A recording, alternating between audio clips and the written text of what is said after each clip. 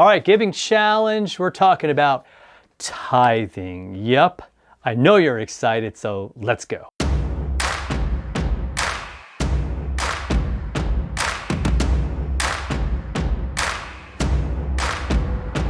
Yeah, giving challenge. We're gonna talk about tithing here on day 29. And in the book, there's a lot more information. I'm going to really encourage you. I'm encouraging you every day to read this and go through it, do the challenges that are there. But it's going to be, I think, most of the rest of the week is going to be talking about this complex issue of tithing. Right? Tithing typically would be for those who are unchurched, or you're like, well, what is he talking about? I was one of you back then, and even now, it's hard to really grasp the enormity of it. It's a giving 10% to the Lord, right? So church offering, 10%. And that's what God is calling us to do. Now, some people would say, no. Some people will say, well, it's a good thing, or some people would say you absolutely have to. Others would say, so we're going to jump into this argument. And let's get to the heart of the matter. Now, the first day I want to talk about, kind of talking about the Mosaic Law, which is the law of Moses, 10 Commandments, and back in Deuteronomy and Numbers and all those where there's these rules and what you're supposed to do. And there were pretty elaborate ones.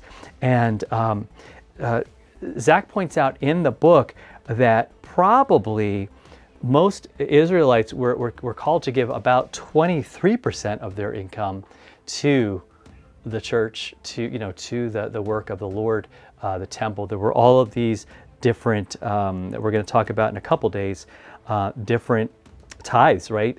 There's a Levitical tithe, a festival tithe, there's a poor tithe, all these things that God is saying, I want you to give. And I think the point is that, you got to do that, but the point is we need to help people. God puts us here to help others that need it. And so he designed, back for the Old Testament people, this idea, this guide, this encouraging, and really the whole deal is helping you to see that this is not yours. It is God's, and He has given it to you. So the question really shouldn't be, do I have to give 10%? But it's like, because if you want a number, 100% would be the number that God wants to give. All of your heart, all of your soul, all of it, give to Him. Give to Him. Say, Lord, it's yours. Take my life. There's a hymn. Take my life, Lord, let it be consecrated unto Thee. And I think I'm probably getting it wrong. I don't have it in front of me, but isn't it like all my moments and all my days may always sing your ceaseless praise, or something like that? Like every breath, man, like everything I do, that would be for Him. That's the idea. I think it always was the idea.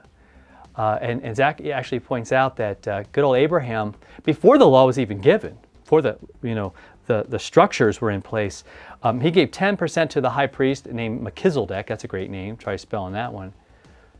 But then he also gave the other 90% to his community. So there you go. Not about the numbers. They're a helpful guide. It's a helpful thing to help us to think it through. Because normally, here's the problem, and we're going to end with this. We normally think it's all mine. And that's why I want to fight over what percentage I'm supposed to give to Him. Like it's a bill that I have to pay. It's not. It's not. It's a life to live, man. It's this love to give for Him. All right, so we're going to get after it tomorrow. Do today's challenge. Let me know in the comments what you think of it. How is it going? And we'll talk to you tomorrow.